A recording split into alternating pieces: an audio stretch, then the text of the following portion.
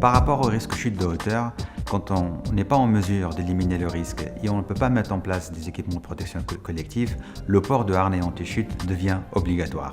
J'ai le plaisir aujourd'hui de vous présenter comment le porter efficacement, comment l'ajuster efficacement et attirer votre attention sur quelques points de vigilance. La première étape et la première chose à faire, on commence d'abord par vider nos poches. Si on a un stylo, éventuellement des clés ou un téléphone portable, cela permet d'abord et avant tout d'avoir plus de confort et éventuellement en cas d'accident, minimiser le risque et l'aggravation de la chute à cause des objets qui resteront coincés entre le harnais et le salarié. L'étape d'après consiste à prendre le harnais par le anneau dorsal. On le secoue légèrement pour libérer un peu les bretelles et les boucles qui restent coincées depuis la dernière utilisation. On vérifie par la suite la notice qui est obligatoire et elle doit exister au niveau du harnais. Donc on vérifie le marquage, on vérifie le nom car un harnais reste nominatif individuel. Quelque part, on doit trouver aussi la date de la dernière vérification.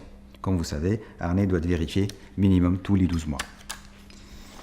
Je prends par la suite les témoins. Donc je vérifie au niveau des coutures qu'il n'y a aucune défaillance, il n'y a aucun problème.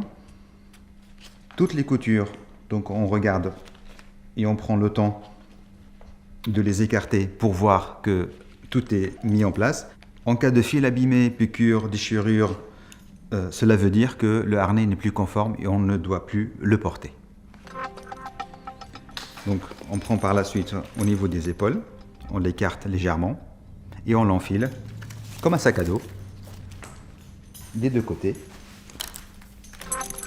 Je commence d'abord au niveau des cuissards.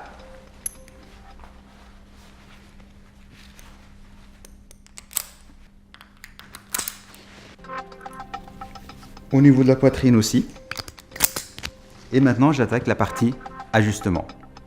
Donc au niveau des cuisses, je vérifie si je peux rentrer mon poing complètement, cela veut dire que ça nécessite d'être ajusté. Donc on peut utiliser les sangles pour serrer un peu. Et à partir du moment où je peux rentrer que ma main plate, cela veut dire que l'ajustement est bien fait. Je fais la même chose de l'autre côté.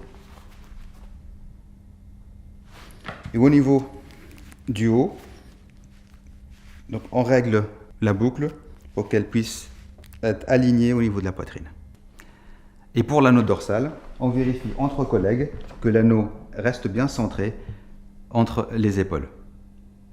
Maintenant, mon harnais il est bien ajusté, il est bien confortable. Je dois penser aux autres équipements de protection individuelle, le casque adapté aux chutes de hauteur que je fixe convenablement. Je mets bien ma jugulaire et je pense aux autres risques, éventuellement risque bruit et oculaire. Et voilà, je suis prêt pour attaquer ma tâche.